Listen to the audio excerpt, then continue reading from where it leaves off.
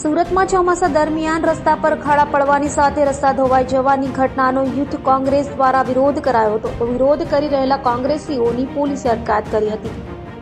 સુરતમાં ચોમાસા દરમિયાન સુરત મનપાની પ્રી મોન્સૂન કામગીરીની પોલ ખુલી ગઈ છે। ચોમાસા દરમિયાન અનેક જગ્યાએ રસ્તાઓ ધોવાઈ જવાની સાથે રસ્તાઓમાં મસમોટા કૂવા અને ખાડા પડવાની ઘટનાઓ બની રહી છે।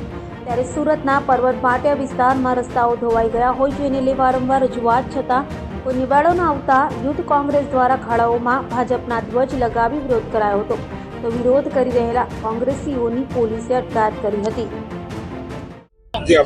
फैसल रंगोनी सूरत शहर यूथ कांग्रेस महामंत्री।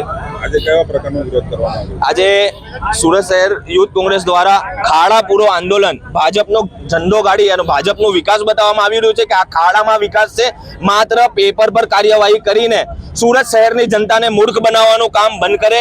આ શાસકોએ જે પોતાના ઇજારદારોને મરતિયાઓને જે આ કોન્ટ્રાક્ટ આપીને માત્ર જે મૂકવાનું હતું, જે પ્રોપર જે સિમેન્ટ અને કોન્ક્રીટ જે મિક્સ કરવાનું હતું એ મિક્સ નથી કર્યું અને માત્ર ખાલી ગड्ढાઓ પૂરવા માટે જે પેચ મારવામાં આવ્યા છે અને ફરી સુરત શહેરમાં ખાડાઓ પડ્યા, ઢેર ખાડાઓ પડ્યા છે।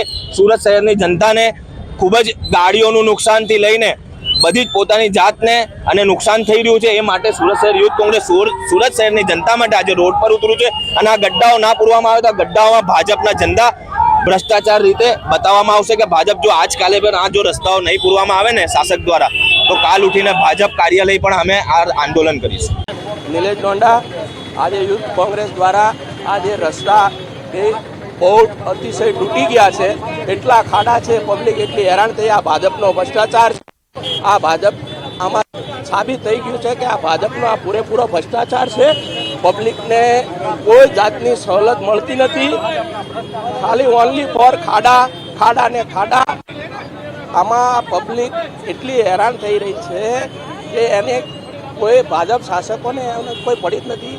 આજે અમે ભાજપના ઝંડા રોપ્યા અને ભાજપ ફૂટેલી પ્રશાસનને અમે જગાડ્યું છે।